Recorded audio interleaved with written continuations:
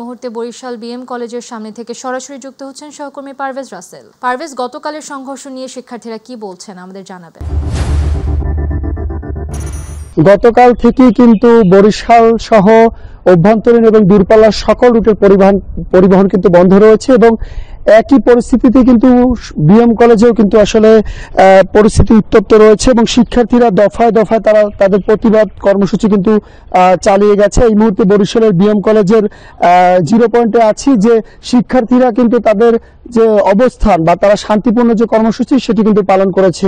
আমাদের সাথে এর আগেও কথা বলেছে, তারা বলছে যে কোনোভাবেই আসলে তারা কোনোভাবে এই বাস ভাঙচুর বা যে অপ্রীতিকর ঘটনা বা হামলা মামলার সাথে কিন্তু তারা জড়িয়ে ছিল না। তারা শান্তিপূর্ণ অবস্থান কর্মসূচি করতেছিল।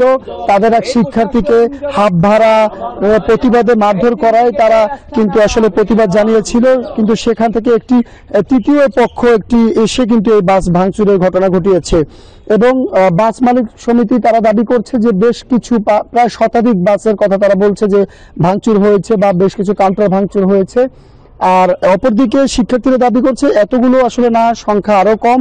তবে আমি এই মুহূর্তে একজন শিক্ষার্থী রয়েছে যেটা প্রতিবাদ করছে, একটু কথা বলে জানতে চাইবো এই যে আসলে পাল্টাপাল্টা অভিযোগ চলে আসছে বাস ধর্মঘট নিয়ে বা বাসের যে ভাড়াকে কেন্দ্র করে, আসলে বিষয়টা কি হয়েছিল সংক্ষেপে একটু বলবেন।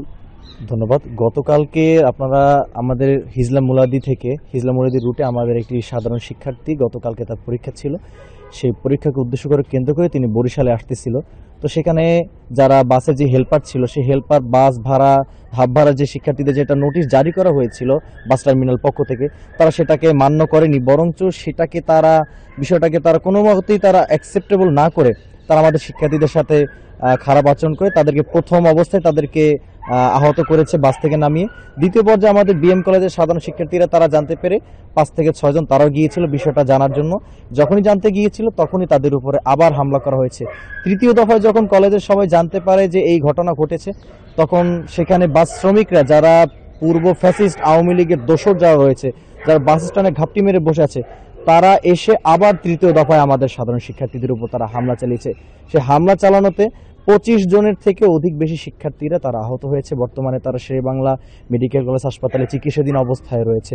তো আমাদের প্রথমত দাবি হচ্ছে যে আমাদের সাধারণ শিক্ষার্থীদের যৌক্তিক দাবি যে এখানে আমাদের হাফ ভাড়া যেহেতু বাস টার্মিনালের সভাপতি সেক্রেটারি কর্তৃক যেখানে অনুমোদিত, সেখানে হেল্পাররা বাস ড্রাইভাররা কেন সেটাকে নিবে না? তারা যেহেতু এটাকে অমান্য করেছে সেজন্য আমরা সেটা নিয়ে কথা বলেছি, কিন্তু তারা আমাদেরকে সাথে ভালো আচরণ না করে তারা আমাদের উপরে হামলা করেছে।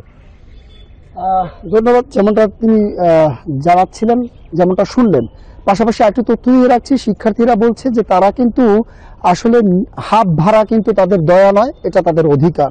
প্রত্যেকটা বিশ্ববিদ্যালয় বা কলেজের যে শিক্ষার্থী রয়েছে তাদেরকে হাফ ভাড়ার আওতায় বা যেভাবে এই কর্মসূচিটা বা যেভাবে নির্ধারণ করে মালিক, শ্রমিক বা প্রশাসন, তারা সেটা দেখতে কিন্তু রাজি রয়েছে। তো সব মিলিয়ে কিন্তু বরিশালে জানেন যে আসলে গতকাল থেকে অভ্যন্তরীণ সহ দূরপাল্লার বাস চলাচল বন্ধ রয়েছে। এখন অবধি পর্যন্ত সাধারণ যাত্রীরা রয়েছে কিন্তু চরম দুর্ভোগে। পরবর্তী কি সিদ্ধান্ত হয় আমি আসলে আপনাকে পরবর্তীতে আরো আপডেট জানাতে পারবো। তো পারভেজ, আপনাকে ধন্যবাদ।